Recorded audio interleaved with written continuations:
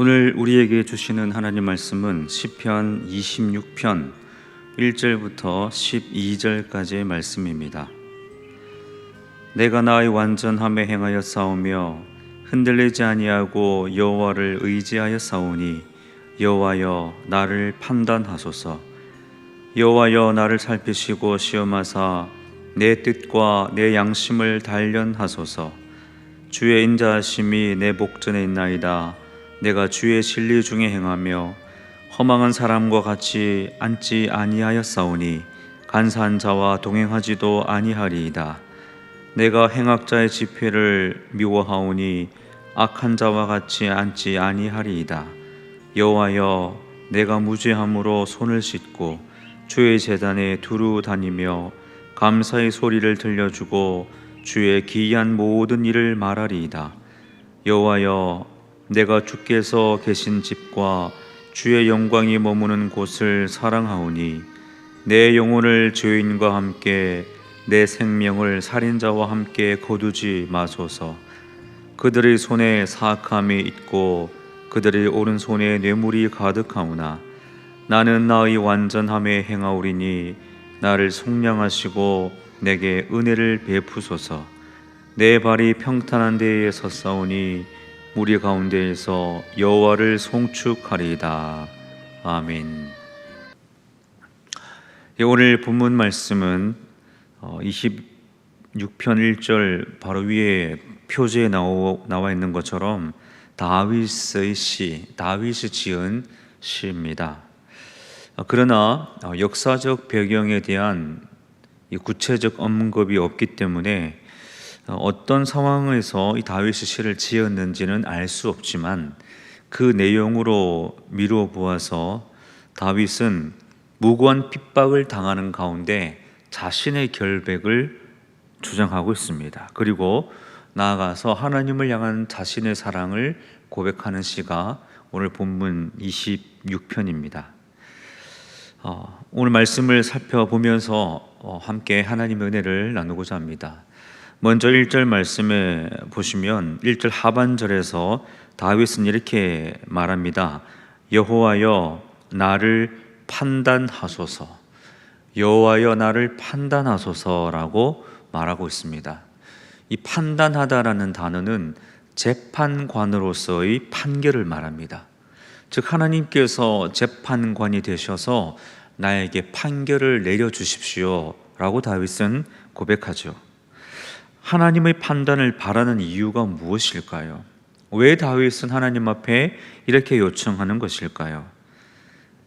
그렇게 말할 수 있었던 이유는 자신이 올바르게 살아왔으며 흔들리지 않았고 하나님을 의지했기 때문에 이런 고백을 드릴 수 있었던 것입니다.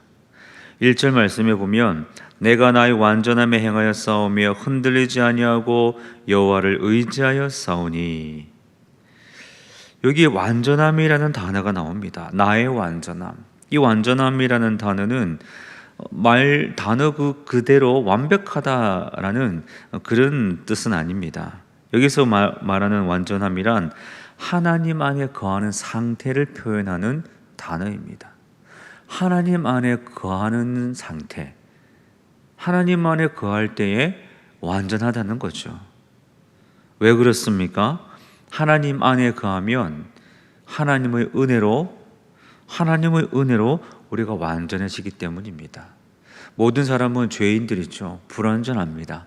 그러나 하나님 안에 거할 때에 하나님의 그 완전하신 은혜가 우리 가운데 부어짐으로 말미암아 연약하고 부족한 우리가 완전한 존재로 되는 것이지요.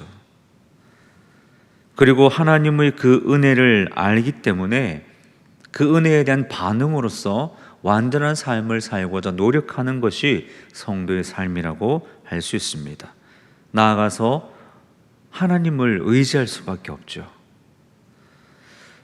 오늘 1절 말씀을 보면서 하나님 은혜 아래서의 또한 하나님 안에서의 완전함을 이루어 가시고 또 더욱더 우리를 완전케 하신 그 하나님의 은혜를 기억하시면서 하나님을 의지하며 살아가시는 저와 여러분이 될 수 있기를 바랍니다. 2절 말씀은 이렇게 여러 가지 표현이 나오는데 다윗이 또 하나님 앞에 요청을 하고 있습니다. 세 가지의 단어를 주목하게 됩니다. 살피시고, 시험하사, 단련하소서. 살피시고, 시험하시고, 단련하소서. 살피고 시험하다라는 말은 검사하다, 조사하다 그런 뜻이죠. 여기 단련하다라는 말은 판단하고 분석하고 조사한다 그런 뜻입니다. 그래서 다윗이 하나님 앞에 요청하고 있는 이 세 가지의 단어는 사실 상호 보완적인 같은 의미를 가지고 있습니다. 하나님 나를 조사해 보십시오. 나를 검사해 보십시오. 분석해 보십시오. 그런 뜻이죠. 그리고 그렇게 나를 살피셔서 결국 나의 무엇을 봐달라고 말씀하고 있습니까? 내 뜻과 내 양심을 좀 살펴보십시오. 판단해 주시고 분석하시고 조사해 보십시오. 그렇게 말하고 있습니다. 사실 이것은 어떻게 보면 교만한 그런 표현으로 생각할 수 있습니다. 얼마나 의롭다고, 얼마나 완벽하다고 감히 하나님 앞에 이렇게 말할 수 있을까? 이렇게 자칫 부정적인 시각으로 다윗의 이 고백을 바라볼 수 있습니다. 그러나 오늘 이 다윗의 고백은 하나님을 향한 믿음을 표현하는 고백입니다. 믿음을 고백하는 표현이지요.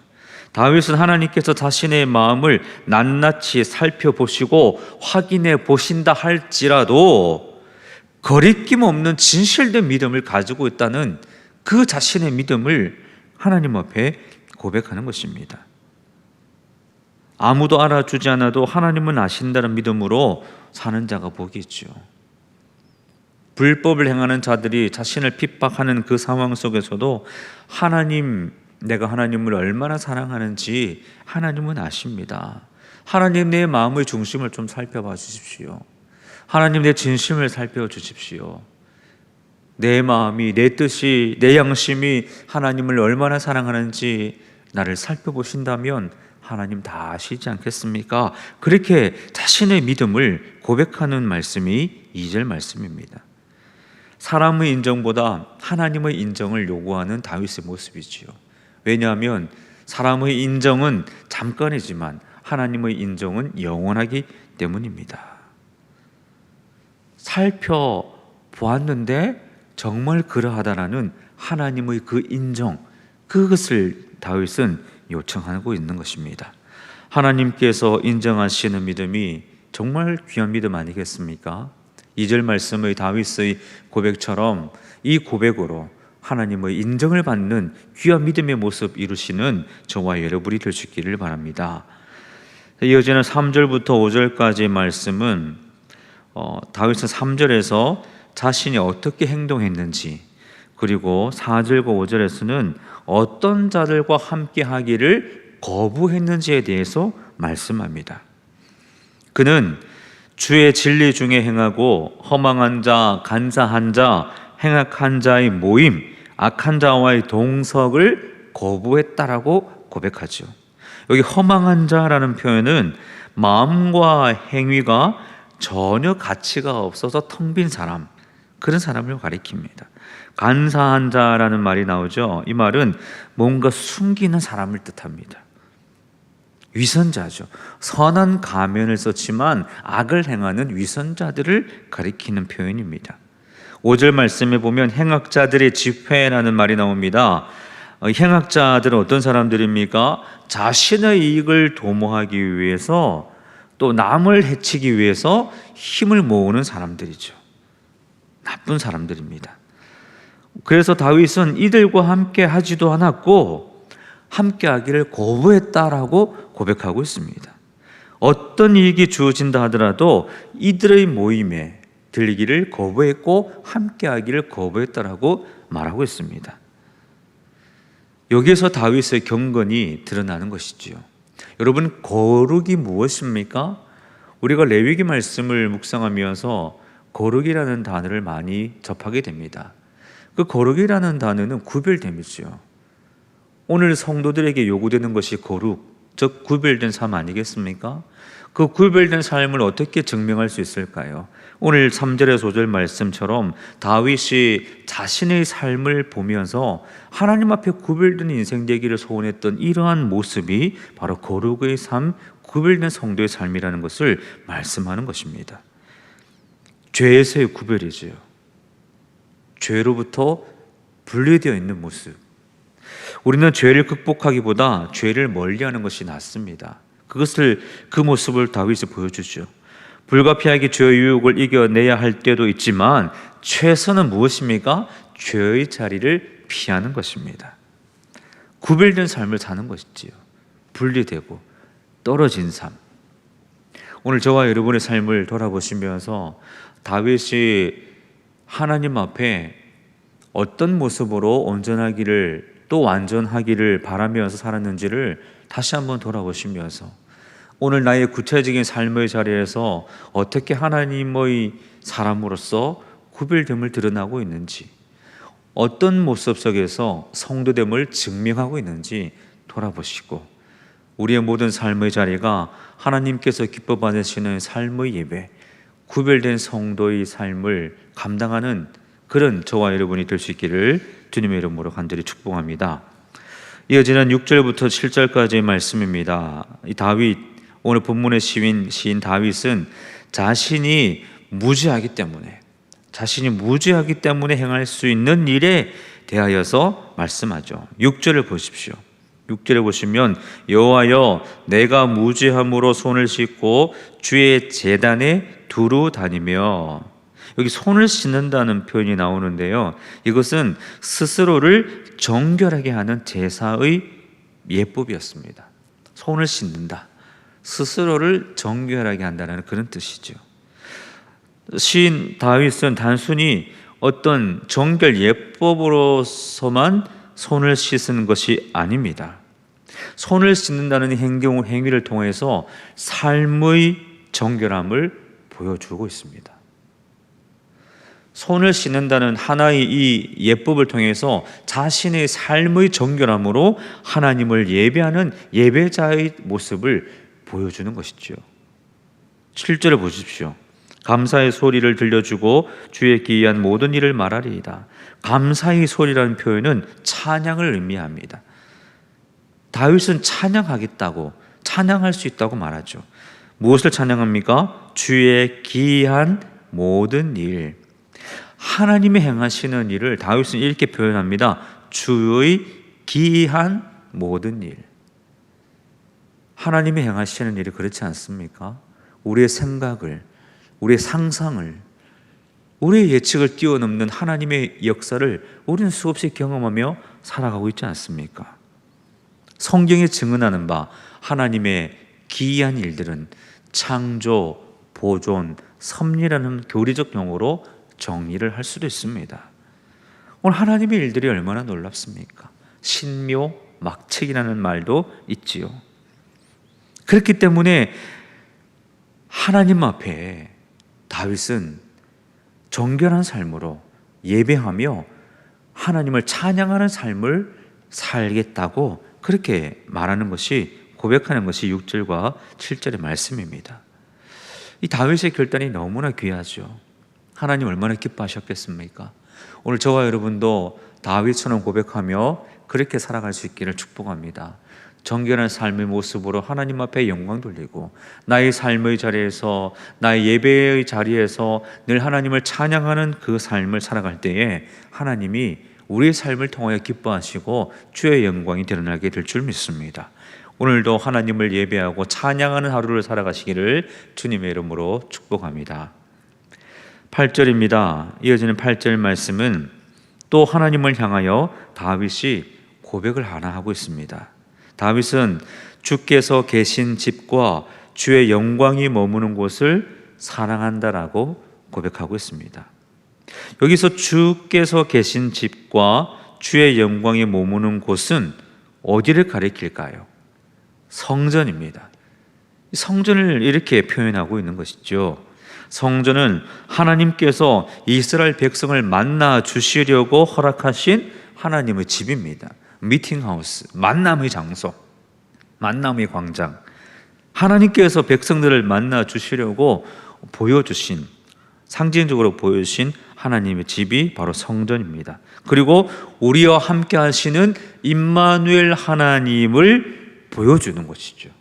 하나님이 우리와 함께 하시다는 것을 이스라엘 백성들에게 가시적인 통로로서 보여주는 것이 성전입니다. 그래서 성전은 하나님이 이스라엘 백성을 만나 주시고 함께 하시는 그 의미로서 주어진 곳이 성전이죠. 다윗은 그 성전을 사랑한다라고 고백하고 있습니다. 8절 말씀, 여호와여 사랑하오니, 성전을 사랑하오니, 내가 성전을, 주님 계신 그곳을 사랑합니다. 다윗은 고백하고 있습니다. 주의 영광이 머무는 곳이 대표적으로 어디입니까? 예배의 자리죠. 오늘 이 시대의 언어로 해석을 하면 주의 영광이 머무는 곳은 바로 예배의 자리죠. 그 예배의 자리가 하나님이 기뻐하시는 자리요, 임재하는 자리요, 또한 주의 영광이 드러나는 자리입니다. 그러므로 오늘 이 다윗의 고백은 우리의 말로 해석해서 우리의 언어로 스스로 결단하자면 내가 교회를 사랑합니다, 내가 예배의 자리를 사랑합니다, 그런 고백으로 바꿀 수 있을 것입니다. 예배란 성령받고 은혜를 얻은 사람만이 참여할 수 있는 가장 복된 자리입니다.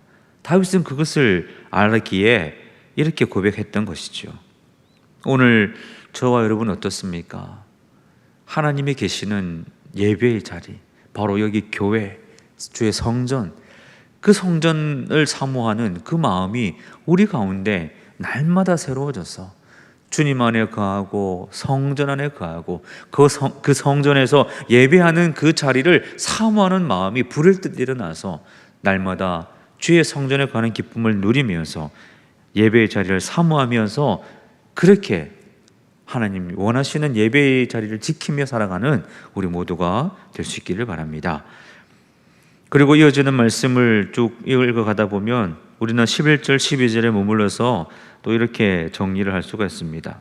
다윗은 성령의 은혜를 구하며 완전함에 행하고 무리 가운데서 여호와를 찬송하겠다고 맹세함으로 이 시를 마무리하고 있습니다. 또 완전함이 나오죠.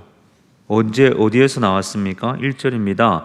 1절 보면 나의 완전함, 그리고 11절에도 나의 완전함이라는 표현을 쓰고 있습니다. 이 11절에서 다윗의 완전함이라는 표현을 쓸 때에 다윗의 결단이 담겨 있습니다. 어떤 결단입니까? 주님 안에 거하기를 힘쓰겠다는 결단이지요. 더욱더 주님 안에서 살아가며 하나님 뜻 안에 머물겠다는 그 결단이 여기 11절 말씀에 나타나고 있습니다. 나아가서 뿐만 아니라 변함없이 주님을 높이는 찬양의 삶을 살기로 다짐하면서 이 시를 마무리하고 있습니다. 주님 안에 거하기를 힘쓰는 다윗의 모습, 하나님이여 나를 살펴보옵소서, 나를 판단하소서, 그렇게 고백했던 그 다윗의 믿음의 삶을 앞으로도 계속해서 주님 안에서 살아가겠다는 그 결단이 오늘 시 이 마지막 부분에 드러나고 있는 것입니다. 나아가서 그런 삶을 사면서 그 삶을 나에게 허락하신 하나님을 끊임없이 찬양하겠다는 그 결단으로 이 시를 마무리하고 있습니다. 오늘 11절, 12절 이 다윗의 결단이 저와 여러분의 결단이 될 수 있기를 주님의 이름으로 축복합니다. 하나님만에 거하기를 힘쓰십시오. 이 하루를 살아갈 때에 주님 안에 거하기를 힘쓰십시오. 그리고 하나님을 찬양하며 살아가시기 바랍니다. 흥얼거리는 그 흥얼거림의 내용이 하나님을 향한 찬양이 될 수 있기를 바랍니다. 그렇게 살아갈 때 하나님이 우리 삶을 기뻐하시고 더 큰 은혜를 베풀어 주실 것입니다. 주님 안에 거하기를 힘쓰고 하나님을 찬양하며 살아가심으로 늘 주님과 동행하는 교제하는 그 기쁨을 누리시고 오늘도 승리하는 저와 여러분이 되시기를 주님의 이름으로 간절히 축원드립니다. 기도하겠습니다. 하나님 아버지, 우리는 때로는 세상의 인정과 사람들의 인정을 요구할 때가 있습니다. 그리고 그것을 추구하며 살아갈 때가 있습니다. 그러나 오늘 본문에서 다윗은 나를 판단하소서, 나를 살피소서, 단련하소서 라고 하나님 앞에 고백하며 하나님의 인정을 간절히 요구하며 그것을 구하며 살았습니다. 아버지 하나님, 바울의 고백을 또한 생각해 봅니다. 사람에게 좋게 하랴, 하나님께 좋게 하랴, 사람의 기쁨을 구하랴. 오늘 다윗처럼 바울처럼 하나님의 기쁨을 구하고 하나님의 인정을 가장 귀한 가치로 여기고 주님 말씀 안에 거하며 참된 예배자로 살아가는 우리 모두가 되게 하여 주시옵소서. 하나님 앞에서 악을 멀리하는 성도의 삶이 되게 하여 주시고 주님 안에서 가는 기쁨과 그 완전함의 은혜를 구하며 그 은혜 속에서 오늘도 승리하는 삶을 살아가는 우리 모두가 되게 하여 주옵소서. 누구를 만나든지 어떤 상황 가운데 처해지든지 하나님께서 우리 아버지가 되심을 기억하게 하여 주시고 그 주님과 함께 담대한 믿음으로 하나님께 영광 돌리며 승리하는 우리 모두가 되게 하여 주옵소서. 오늘도 우리와 동행하여 주시고 주의 은혜 가운데 거하게 하여 주실 줄 믿사오며 예수님의 이름으로 기도드리옵나이다. 아멘. 하늘에 계신 우리 아버지, 아버지의 이름을 거룩하게 하시며 아버지의 나라가 오게 하시며 아버지의 뜻이 하늘에서와 같이 땅에서도 이루어지게 하소서. 오늘 우리에게 일용할 양식을 주시고 우리가 우리에게 잘못한 사람을 용서하여 준 것 같이 우리 죄를 용서하여 주시고 우리를 시험에 빠지지 않게 하시고 악에서 구하소서. 나라와 권능과 영광이 영원히 아버지의 것입니다. 아멘.